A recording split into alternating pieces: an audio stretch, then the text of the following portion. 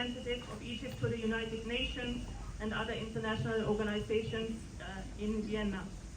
Meine Damen und Herren, nun hören wir die Ansprache von seiner Exzellenz Mohammed Nasser, Botschafter der Arabischen Republik Ägypten in Österreich und ständiger Vertreter Ägyptens bei den internationalen Vereinten Nationen und internationalen Organisationen in Wien.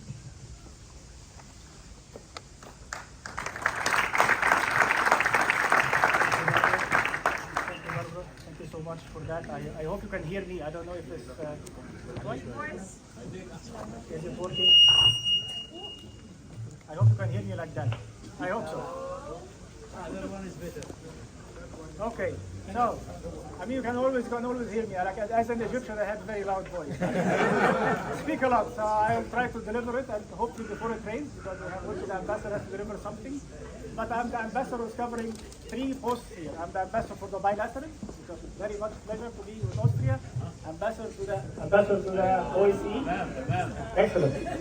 And ambassador, of course, to the UN organization. So I will use this and abuse this and have like a very long statement.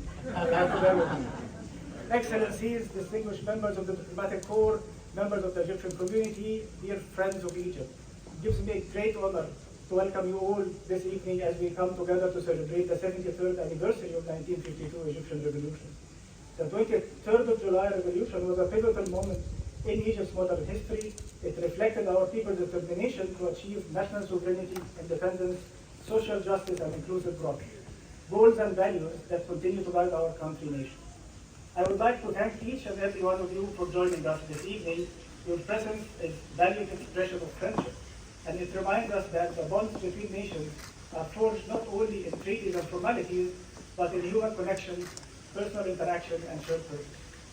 Friends, Excellencies, I'm proud to say the relationship between Egypt and Austria is one of a long-standing friendship, mutual respect, and dynamic cooperation.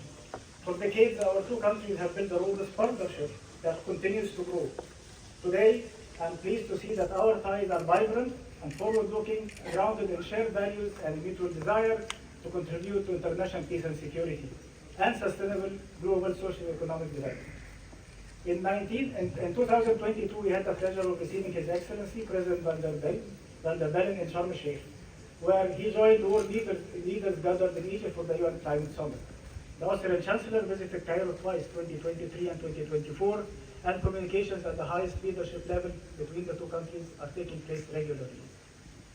Most recently, and many of you have been following it on social media, our bilateral relations were boosted again as Her Excellency Foreign Minister Biata visited Cairo just a few days ago. This visit, her first to our region, beginning in Cairo, was a clear reflection of high level of trust and strategic dialogue between our two countries. From regional development to migration cooperation, economic and cultural collaboration, as well as pressing global challenges, discussions in Cairo were comprehensive, constructive, and productive. To crown this successful exchange, an MOU for regular political consultations was signed, and signaling our shared commitment to continue our joint discussion on addressing many common challenges that affect both countries. Friends, our cultural and people-to-people ties with Austria are equally rich and deeply rooted. From academic partnerships to collaboration through the Austrian archaeological missions working in Egypt, from music and art to heritage preservation, Egypt and Austria enjoy excellent and multifaceted cultural relations. I believe it speaks for itself that the Museum of Art History in Vienna has one of the most remarkable papyrus collections in the world. And I invite you, every one of you, to go to the museum and view it for yourself. It is truly fantastic. Historically, Austrian cultural contribution was remarkably present at one of the most important milestones of Egyptian and indeed the world history, when Johann Strauss composed the Egyptian March to be played as world leaders gathered in Egypt to celebrate the opening of the Suez Canal in 1869. As far as Austro-Egyptian relations are concerned, culture has always been and will remain a bridge connecting our nations, a foundation for understanding and mutual respect. Friends, speaking of bridges, allow me to take a moment to express my deep pride in the Egyptian community here in Austria. Tens of thousands of individuals who contribute meaningfully and successfully to Austrian society in countless ways. Whether as doctors, engineers, academics, artists, entrepreneurs, or students, Your dedication as an Egyptian-Austrian community and success is a source of great pride to all of us. You are the real ambassadors of Egypt and Austria, and of Austria to Egypt. You personify the connection between our two countries, and we thank you all for that. Dear friends and excellencies, our work here in Vienna extends beyond bilateral matters.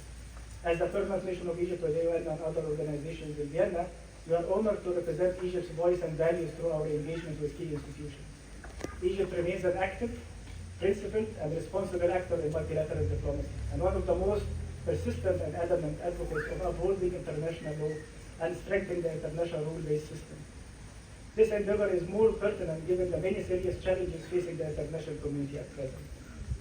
In the Middle East, it is perhaps more pressing than ever that we draw inspiration from late visionaries and great leaders such as Anwar Sadat and Bruno Kreisky.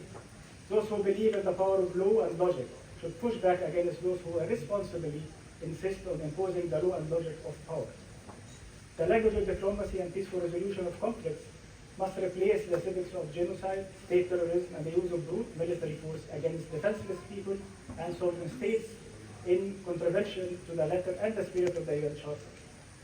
A return to stability and peace in our region and neighborhood is crucial to open the doors of opportunity, collaboration, and development, and to close the Pandora's box of hatred, terrorism, and conflict.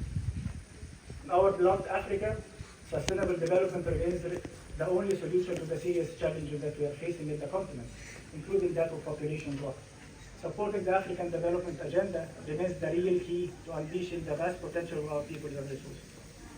Globally, the international community stands at an important crossroads in many fronts. Our collective efforts to address existential challenges as climate change and preserving biodiversity continue to fall short of what is needed to fulfill our responsibility towards future generations. Our strive to create, preserve, and strengthen fair and solidarity-based international development assistance and support mechanisms are faced with short-sighted calls for isolation.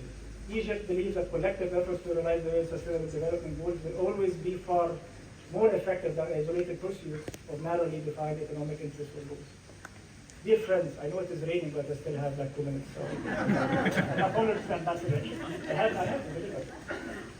Dear friends, I couldn't possibly speak about our multilateral work here in Vienna without seizing this occasion to extend our special thanks and heartfelt appreciation to Dr. Gadawati, Executive Director of the UN Nations on Drugs and Crime and Director General of the UN Office in Vienna.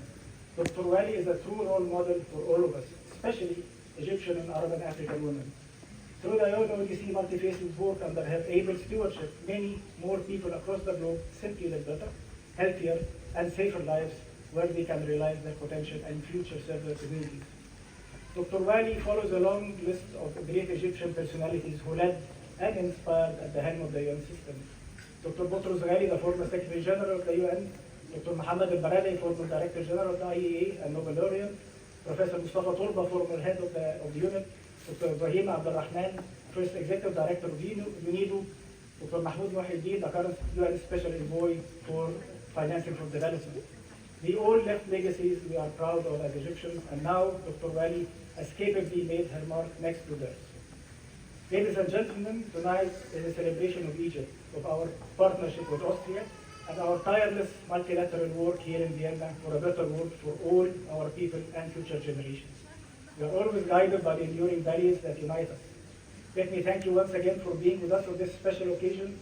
May the ties between Egypt and Austria continue to grow, and may our collaboration continue to serve our people and common humanity. And before closing, I would like to extend my thanks and appreciation to all my colleagues at the embassy, all the team of the embassy who made this happen, and also to my colleagues and to Mariam, who makes like a very role model of the young Egyptians and young Egyptian Austrians. Thank you so much, Mariam, for making this nice, remarkable. Thank you so much for being with us this evening. Shukran, danke. Thank you. I hope I said that.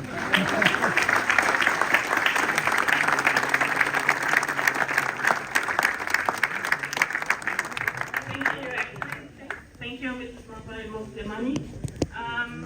Now, the remarks of His Excellency Ambassador Maximilian Hennig, Chief of Protocol of the Ministry of European and International Affairs in Austria.